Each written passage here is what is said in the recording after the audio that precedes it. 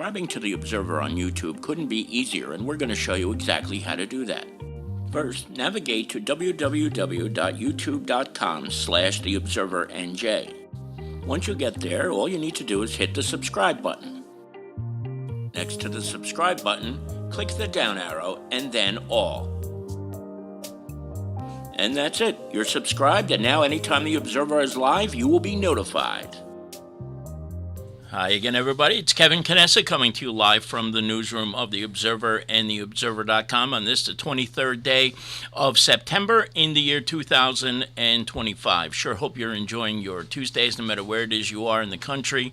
Here in the Northeast, it's a nice 79-degree day right now. A little gray outside, but hope you're enjoying the day, no matter where it is that you are. As you do each and every Tuesday, you welcome me into your homes so that I can bring you this week's news. And we got a couple of things that I want to go over with you that were not in this week's newspaper because they came into us late. And this first thing that you see here is called the Skip the Stuff Ordinance that the town of Kearney adopted at its last regular meeting. And basically, what this is doing is going to limit what restaurants and businesses that send out things with forks, knives, napkins, things of that nature can do unless a customer requests it. So what you'll notice is if you are like me and you order using your phone on an app to order something from Uber Eats or DoorDash or something like that, it's going to be required that if the business is in Kearney, that they ask you, do you want items, you see it on the screen, like utensils, napkins, straws, condiments, things of that nature. Now, you might already see this in some of the apps already, because I know DoorDash has been doing this for a while, and so is Uber Eats, where you have to request utensils or any type of plastic condiments and things of that nature. But if it isn't already being done in certain apps or with certain businesses, it's going to be required now. So that ordinance was adopted, and what it'll do is it'll make it a little less trash that you'll have to collect. If you don't need a plastic knife or a plastic fork with the meal that you order, you're not going to get one now, as opposed to other times where sometimes they'll throw a whole bunch of forks, knives, spoons in the bag anyway, and you don't need it. So there won't be as much waste, I guess, when it comes to this. So Linda DeIsa sent me this yesterday to remind me, and I wanted to make sure to bring it to all of your attention because it's already in effect, and you may have already noticed it if you order with delivery by the telephone too. This will also be a common practice as well. So thank you to Linda DeIsa for sending this to us and reminding me about it. And we certainly wanted you all to know that this was in effect now, in case when you go to order something to eat, it looks a little bit different. Now, this came in from Chris Brown from the Kearney Belleville Elks. The Elks are sponsoring a community blood drive. It's a little while away, Saturday, November 1st, from 9 until 3, 9 a.m. until 3 p.m. at First Presbyterian Church, 663 Kearney Avenue. On the screen is a QR code. If you take your phone right now and you scan that QR code, it will take you to a registration site where you can register to donate blood. Now, usually these blood drives, it doesn't say this here, are not, registration is not required, but highly recommended. So if you are so inclined as to donate blood to this great cause, the New York Blood Center does a great job collecting blood for people in our neck of the woods. Scan that QR code. You can pause the video right now if you want and scan the code as well, and you can do the registration right from your phone. What they always suggest is, I think you have to be 18 years old, a certain weight, you have to eat and drink before donating, and you also have to have a photo ID in order to donate when you do go on the day of the donation, which of course is again Saturday, November 1st, over at First Presbyterian Church. So, excuse me, if you are so inclined, please scan that QR code now or visit nybc.org and use the group code 70154. 70154 is the group code so that you know where you will be doing your donation, and they'll know as well. As we continue along, I want to welcome in my birthday sister, Carol Manley. We both celebrated our birthdays on Sunday. Belated happy birthday again, Carol, and thank you to all of the people who sent out beautiful messages on Facebook to the both of us. We both got a nice birthday wish from Mayor Carol Jean Doyle. Thank you very much for that, Mayor Doyle. I speak on behalf of Carol right now, saying I know we both appreciate that very, very much. And Lori Bradow is also here with us as well. Lori, thank you so much for being here with us each and every week. Lori is a regular too now. It certainly seems on the broadcast, as is Carol Manley, my September 21st birthday sister. So it is good to see you both here. And anybody else who is lurking in the background, because I know there are a couple of people who are on the air with us right now, but who are not chatting for whatever the reason is. We never say you have to chat, so keep that in mind as well.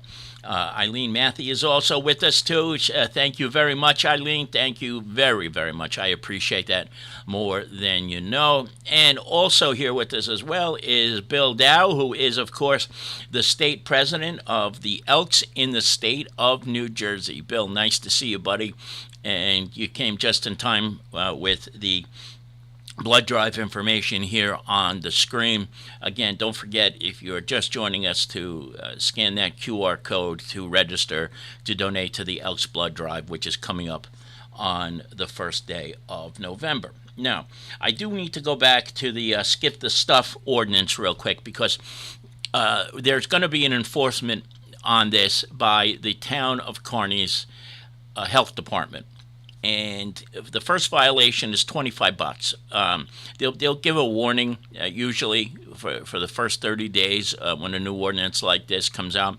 But the businesses will be the ones who are fined, not the people who are ordering. A $50 fine for the second and a $100 fine for the third, and any additional violations that come up after that. I don't know how much, Annie McNair is the health officer in the town of Kearney, and she does such a great job. She is really one of the best in the state of New Jersey, if not the best. We are very, very lucky to have her here. But I can't imagine, she's busy as it is, and now she's got this to add on to her plate. But it'll be interesting to see how the enforcement goes. And I got to talk to Annie about that and how she'll go about doing that. So I will certainly let you know if I hear more from Annie on how the enforcement of this ordinance goes. Once we know more, you will know as well. Margaret Ertz is here with us also. She's lurking from Belleville. Margaret, thank you very much for joining us. I'm sorry, I didn't mean lurking like that. That kind of has a creepy connotation, doesn't it? That's not what I meant, though. I just want you to know that. But I appreciate you stopping by, Margaret. It is nice to see you here as well. Now, here's this week's newspaper, the front page. The town of Kearney, with Mayor Carol Jean Doyle and Hudson County Executive Craig Guy, met with the operator and owner of the heliport in South Kearney. And they had a gentleman's agreement that they were going to limit the amount of flights that go out from South Kearney and the tourist flights and things of that nature. And it appears that they are not honoring the gentleman's agreement that was struck between the county executive and the mayor of Kearney, and also the operators of the heliport. And so they were cited last week with a violation for zoning issues, and they will have 30 days to appear and to explain themselves, and we will take it from there once we know more. But, this is a big deal for I don't think as much for people of Kearney as it is for the people of Jersey City, Hoboken, along the waterfront, all along the Hudson River, because a lot of the tourist helicopters will fly over the city of Jersey City and Hoboken. So we don't get it as much as I suppose they do on that side of the Hackensack and the Passaic Rivers. But, it's just it's a pain. It really is. And they did agree that they were going to cut back on what they would let get out and go over into the city and into Jersey City, and apparently it's just not happening. So good on Carol Jean Doyle, the mayor of Kearney, for citing this company for this, and let's see what happens in the coming days and when they answer to the summons that they got. I'll be very interested to see what they have to say. Martin Gorski is joining us here from South Carolina. Martin is originally a Kearney guy, if I'm not mistaken, but it's good to see you, Martin. Thank you for popping by as well, and to everybody else who is in the background. Now, also in South Kearney last week, I was supposed to go to this, but I wasn't able to go because I did something very, very stupid and cut my leg on a bed frame, and I was having trouble stopping the bleeding because I take blood thinners. But I was supposed to go to this, but I wasn't able to make it. But they had this event in South Kearney, and where they're really talking a lot more about the benefits of electric trucks and 18-wheelers. And there's a brand new charging station down there. So the mayor was there, and so were some of the people who are involved in that company that has the charging stations in South Kearney, and they had a press conference, discussed all the benefits of using electric vehicles with trucks as well. I'm sure that, there's always going to be an argument about electric vehicles versus gas-powered vehicles, but this was a very nice event last week in South Kearney. I'm only sorry that I wasn't able to make it, unfortunately, to that event, but we have the photo right there on page number 1. Now, I want to tell you a little bit about this. Billy Irizuma, I've known Billy for a long time. He's a sergeant in the East Newark Police Department, and he was responsible for getting the Junior Police Academy off the ground for the borough of East Newark. They hadn't had one until a couple of years ago, and Billy got it off the ground. And this year, they honored all of the cadets with a presentation at the last council meeting of the mayor and borough council of East Newark. And then they also awarded to Marty Nystrom a certificate of appreciation.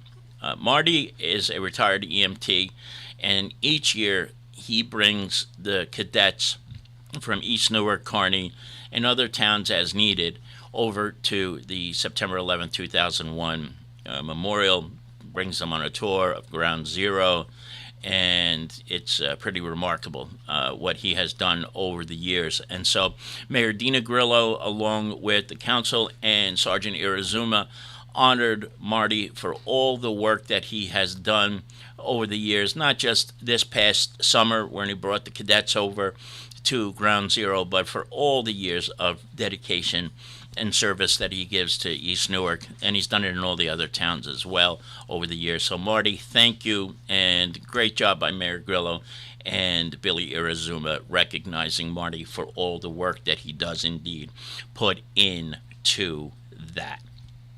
A few more people have popped up on the screen. I see Bill Scarterfield is here from out in Arizona. Good to see you, Billy. Congratulations on your Phillies. I didn't get to talk to you the last time about the Phillies. Pat Locasto is here with us. He's usually in Las Vegas. Not sure if he's there today, but it is good to see you, Pat. And Martin Gorski says, please make them spell Kearney correct. It's amazing how many times Kearney is misspelled, no matter where you go. Always put the E in there, but if you ever use a voice text and you spell and you say Kearney, you got to see some of the crap that this comes up with. It is funny. It is never Kearny, though. It's just never, ever the way it is supposed to be spelled. So that is kind of funny that Martin said that, and he's right. Our town, for some reason, is always butchered. And in fact, NJ.com did a story about this not too long ago, and Kearney is one of the most misspelled names in the state of New Jersey. That just continues, and continues. So let's move along here. Of course, we have a series of news briefs, a lot of things going on in the area, so look for that when you get a chance. I don't know if I ever talked about this, but the picture you see here on the screen is of Larry Bennett and Larry Kelly, two dear friends. And Larry Bennett and Larry Kelly have both been Elks for a long time. And the Harrison East Newark Elks are, just like the Kearney chapter, very, very active, and they donated backpacks for back to school as well. I'm a little bit late getting to this. I apologize to the two Larrys for that, but anytime we get a chance to recognize that the work that the Elks and other organizations are doing, we will take it. And that's why you see that picture right there on the screen, because of the dedication and the volunteer efforts of the two Larrys that you see here on the screen. Now, also, don't forget, coming up on Saturday, it is the Pathways to Independence Walkathon, the annual walkathon and fundraiser. There's also a tricky tray involved during the course of the day. It's always a nice day, and the board of the Pathways to Independence and Alvin Cox, the executive director, it's always a very, very fun day. So if you're not doing anything on Saturday, please stop by West Hudson Park at the Schuyler Avenue entrance, and you'll be able to take part in the festivities of the annual walkathon. I can't even imagine how many years they've been doing this, but for as long as I can remember, they've been doing this. Now, also, you see one other thing, one of the final things I want to talk about today, and you see the picture of our matriarch. That is Mary Tortoretti, who we lost back in 2016. Her birthday would have been this Sunday, and every time I see her picture, and every time I think of her, and she, of course, is Lisa's mom and Tina's mom, and mother-in-law to Bobby Pizzola as well. It warms me up, because she was such a wonderful human being, and she's one of the reasons I came back to the Observer back in 2016. So her birthday would have been on Sunday. I forget how old she would have been, but man, was she some spirit. She really and truly was, and we all miss her very, very much. And so on this, just a few days before her birthday, we wish our Mary a very, very happy birthday. We love you very, very much. And to say that we miss you would be an incredibly big understatement. And I'm glad to see that Lisa is here watching as well. We love you, Mary. We miss you. Just a couple of more things. Jason Bernstein has 3 sports stories this week, including an athlete of the week that you can see right here on your screen.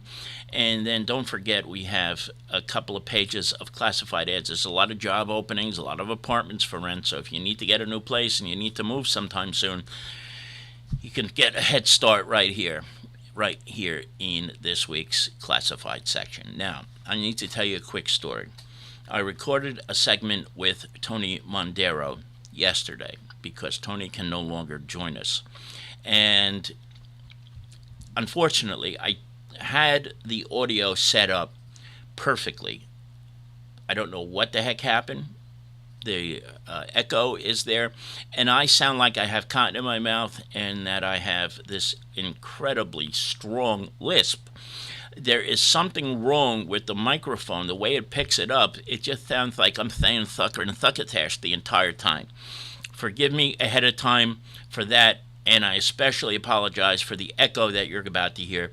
But we're going to work on that for next week, too, to make sure it's a little bit better than it is right now. So without any further ado, even though the audio is horrendous, I'm going to turn this over to Tony Mondaro, and then we will see you back here 1 week from today, or if anything breaks between now and then. Here it is. Well, it's been a couple of weeks since I've been able to speak to my dear friend Tony Mondaro. I had a lot of personal things going on that I talked about last week, but he's here with us today in the Harrison Weather Center, and he's back. I couldn't be happier. Here's Tony Mondaro. Tony, it's good to see you, brother. Thank you, Kevin. Good to see you too, and glad everything's worked out on the personal matters. And it's great to see you back, Kev. Weather-wise, it looks like as they say, La Fiesta Finito, or the party is over, as we get into some unsettled weather. Yesterday being the first day of autumn, not autumnal type temperatures yet, but unsettled weather in the way of clouds and rain showers. It looks like daily now, right through Saturday, with high temperatures in the 70s and low temperatures in the 60s. Looks like our stretch of really nice weather that we had last week is over. And we're watching the tropics as well to see what happens to a system that may become tropical storm / hurricane Humberto. And some computer models have it threatening the Mid-Atlantic coast early next week. And whether or not it moves up this way is yet to be determined. We're just under a week away of that happening, so there could be a lot of changes. And for those who follow us on Facebook, please check back with us. We'll have more on that if the system develops along the East Coast. What about the rest? So we're talking. Are we looking at rain the entire week, or is it still in flux at this point? So get a little bit further into the week when we get toward the weekend. What are we looking at? Right. So it'll be mostly cloudy through the period. And time to time, it won't be raining all the time. But time to time, there'll be a chance of a shower and maybe perhaps a thunderstorm. I think rain showers are probably a better forecast than thunderstorms at this point. But some parts of the area could see a thunderstorm. I wouldn't be surprised, especially on Thursday. And it looks like by the time the next cold front comes by to try to push everything out of here, doesn't come until late Saturday into early Sunday at this point. And next Sunday it looks like a sunny day. So it looks like anybody with outdoor plans, Sunday is your better day from here as far as clearing skies and less of a threat of rain with those highs in the 70s and low temperatures in the 60s. Talking about rain, what is the latest on thinking about drought? Are we getting anywhere closer to a drought situation? Are we in a drought situation? What do you know about that, Tone? Right now we're in a minor drought, or the first level of drought. I think that will improve in the coming weeks. Because now with these entering the autumn, start to get the early storms coming up. Wow. If you're just joining us, Tony Mondaro, the Harrison Weather Center, is with us today. Tony, you are a regular employee of the Harrison school system as a security officer, and I understand something pretty big is coming up that involves Harrison athletics. You want to talk a little bit about that while you're here? Yeah, absolutely. It looks like the kids will be having a game at Red Bull Arena on Tuesday evening, this evening. And the first game is the girls versus Weehawken at 5 o'clock. And immediately right after that game, the boys, the varsity guys played North Bergen. That should be a really good match. Coach Sean Dollahan, the athletic director at the Harrison High School, tells me that both teams are 7-1. Wow! So it looks like a really good time over there at Red Bull Arena. I'll tell you, anyone who's never been down to Red Bull Arena likes to check that what's all about. Usually, you're not going to have 25,000 people at a soccer stadium, even though it would be nice for the kids. So if anybody just really wants to take a look, it looks like the admission for the kids is $3, and for the adults is $5. Usually have a couple of concession stands open. I've attended these games, Kevin. They're really nice, and it's a real good support for the school system and for the students and the players. They really put a lot into it. Tell us what to expect weather-wise tonight for these games. Do you think they'll be able to get through? How does that work? Yeah, I think the girls' game, looking from here right now, looks like they'll get their game in, and there'll be a threat developing of some rain showers and possibly even a thunderstorm for the boys' game. So we'll see what the timing is there, if it does not move up. But, thankfully at Red Bull Arena, it's that overhang. So even if it starts raining, there's plenty of places to go there where you're not going to get wet. Have you ever been soaked when you went to a match there? Has it ever been really crazy weather? And do you you correct me if I'm wrong, but don't you provide the weather for the Red Bulls, or is that how does that work? Well, Red Bulls have their own private weather forecasting company that's in northwestern New Jersey, nowhere near Harrison. But we do provide the police, fire department, EMS, and street department, and the county police with their weather data outside the arena. So we're not responsible for the arena bowl, but we are responsible for the weather outside the arena for the public safety departments. And we have coordinated with their grounds people about setting up weather equipment. They have lightning detection equipment and also a weather station on top of that arena that gives them early warning for any lightning activity within the area of Harrison, which is good, and also their weather station, both there and their practice facility in Whippany, New Jersey. Whippany, right. If you're just joining us, Tony Mondaro of the Harrison Weather Center is here with us for the first time in a couple of weeks. Thank you, Tony. What's going on otherwise? Everything else good in Tony's world? Well, I threw a hammer through a TV set watching the Met game on Sunday. I had enough of that. And it looks like the Jets are off to a great start at 0-3. So all my sports teams are doing god awful. So and just trying to keep up with my fall gardening, and pretty soon we'll be putting Halloween decorations up here. So never any break for Tony Mondaro and his clan here at the Harrison Weather Center. Well, we were just talking about the ground getting warm enough to talk about the ground forecast, and here we are. It's already the end of the damn season. Why? Oh my God! I don't know if this is the same for you, but as I get older, the more I get older, the more it seems like years just all blend into one. The days all blend into the same day, and everything goes so damn fast. It's incredible, isn't it?